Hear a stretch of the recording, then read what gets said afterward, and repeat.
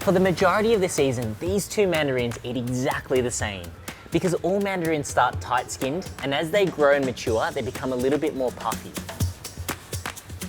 Don't you hate it when you pick a dry mandarin? Hi guys, I'm Tan, the fruit nerd, and I'm going to show you how to pick a great mandarin every time. So what makes a good mandarin? To me, a great mandarin has to be juicy, sweet, a little bit tart, but the aftertaste has to have a nice floral aroma.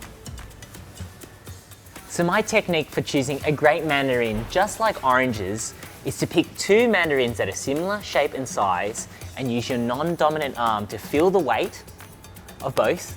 The one that is heavier is going to have more juice and it's going to be less dry than the other one. Let's have a look. 166 compared to 138. So not all mandarins are equal. So the best time to eat an Australian mandarin is in May, because that's the peak of the Queensland season, when the majority of the Australian mandarins are grown. The best way to store a mandarin is to just keep it in the fridge. They last about a week, not as long as an orange, and that's because the skin is much thinner and it's more permeable, so it will dehydrate much more if you keep it for any longer than about a week. So here in Australia, there are many varieties of mandarin, but the one that's been developed here and the most predominantly grown is called the Imperial. But not all Imperials look alike. Some are really tight-skinned, and some are a little bit puffy and loose. So what does it mean? Well, early on in the season, all the mandarins start off very tight, and as they get a bit more mature, they get a bit puffy. But for the majority of the season, these two mandarins eat exactly the same.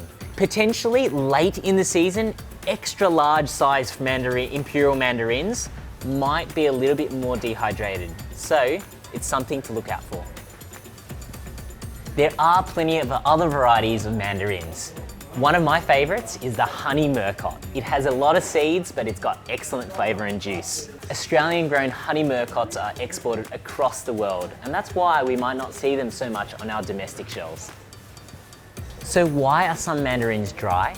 Well, it's a phenomenon called granulation, and the segments of the mandarin start to get really dry on the inside and not juicy. And no one really knows why it becomes dry, but studies have shown that it's because of weather patterns during the growing period. Mandarins are such a great snacking fruit. They're easy to peel, convenient, juicy and sweet. I hope these tips will help you find a great mandarin every time.